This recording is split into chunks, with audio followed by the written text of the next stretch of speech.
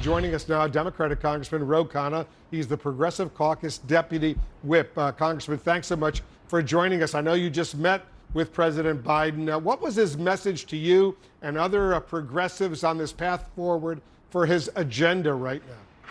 Well, if the message of the president was simple, we have to get this done.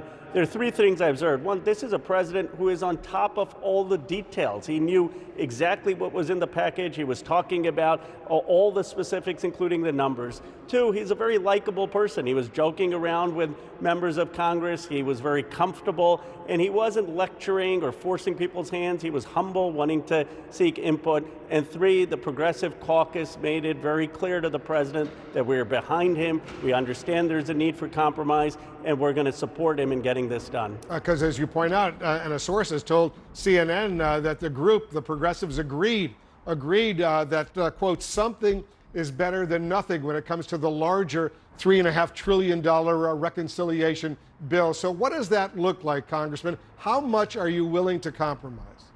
We're willing to compromise as long as the priorities are in there, as long as we still have every American going to preschool, as long as we still have childcare, as long as we still have bold climate provisions. But the amounts of these programs can be compromised. And the president said something that really struck me. He said when the New Deal started, it wasn't the New Deal that we study in the history books. It started with some small programs and then it grew. And I think that that is compelling. If we can get a number of these programs funded, we establish the base for which they can grow in the future. Would it be okay, instead of using 10-year funding, let's say do everything you want but 5-year funding? That would lower that overall price tag dramatically, right? Are you open to that?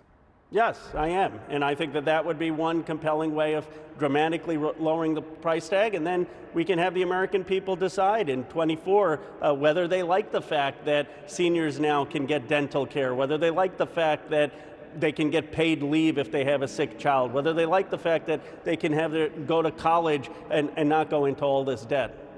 Yeah, if you cut it in half, 5 years instead of 10 years, that number would go way down, close to $1.5 trillion, which was what Manchin has proposed. Let's see if that happens. That sounds like a reasonable compromise. On another sensitive issue right now, Congressman, I want to get your thoughts. The president says he can't guarantee that the United States of America won't default on its debt 2 weeks from today, October 18th. That's the deadline. But if Republicans refuse to blink, are you willing to let the U.S. economy and millions of American citizens pay an enormous price? No, but it's sad that it's come to this. I mean, Senator McConnell on the one hand is saying we can't lose to China, and on the other hand, he's not able or willing to have a basic vote to increase the debt ceiling, which I voted for 2 or 3 times with President Trump. Every time the oppositional party votes to give this to the president because it's the United States security and prestige on the line, but we will get it done.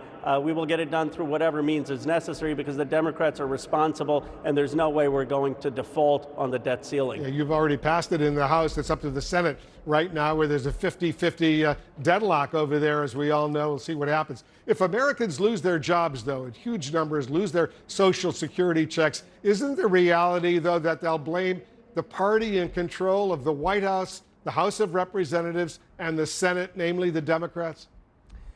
They may, but this isn't about politics. This is about if you care about the United States, if you care about the economy, we have to raise the debt ceiling. I will say I was reading someone who said that there are 3 presidents who added the most to the debt. Abraham Lincoln, understandably, we were in a civil war. The next 2 were Donald Trump and George W. Bush. So the Democrats, as usual, are cleaning up for the debt added by Republican presidents. But if that's what we have to do, we'll do it. We are in it to govern responsibly. I don't care about the blame or not. We have to do the right thing. We have to raise the debt ceiling, even if it's only Democratic votes. And getting back to that reconciliation package, the $3.5 trillion proposed package, which includes a lot of important details.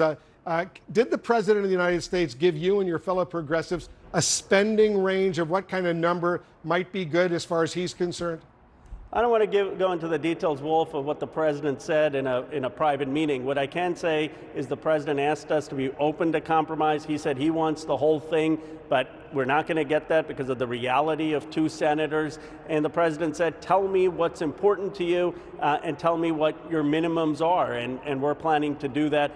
It's clear it's going to be significantly less than $3.5 trillion, but it will have the key provisions in there. And what we made it clear is that it has to have bold climate provisions, has to have childcare, preschool, a free community college, the things that are important to the American people. Did you and your fellow progressives give the president a number that you won't go below? I did not, and I don't want to characterize what others in the meeting said. That's for them. But most people spoke about what their priorities are and what we have to deliver for the American people. I do think, Congressman Khanna, you made some news in suggesting you might be open to a 5-year plan instead of a 10-year plan. That would bring that overall number dramatically lower indeed. Let's see if that is something that's in the works. I've heard always makes me nervous if I'm making news, Wolf, but, but we're willing to compromise. I can hear that compromise as far as that's concerned. I've heard it from others as well, Congressman Khanna. Instead of a 10-year proposal, do a 5-year proposal, and the number goes dramatically lower. That might be something acceptable, and then a few years from now, they can figure out what to do then. Congressman Khanna, as usual, appreciate it very much. Thanks so much for joining us. Thank you.